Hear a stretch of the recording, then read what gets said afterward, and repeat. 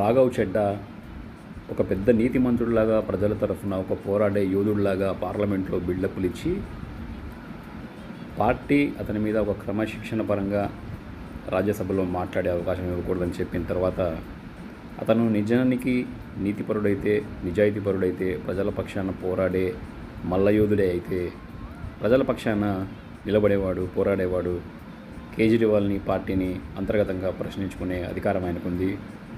ఎప్పుడు కూడా బీజేపీ చేసే అక్రమాలకు ఆయన ఎప్పుడు చెక్ పెట్టలేదు, పార్లమెంట్లో ఎప్పుడు మాట్లాడలేదు, బీజేపీని ఎప్పుడు క్వశ్చన్ చేయలేదు, పార్టీ కష్టాల్లో ఉన్నప్పుడు కూడా నోట్లోంచి ఒక్క మాట కూడా మాట్లాడలేదు.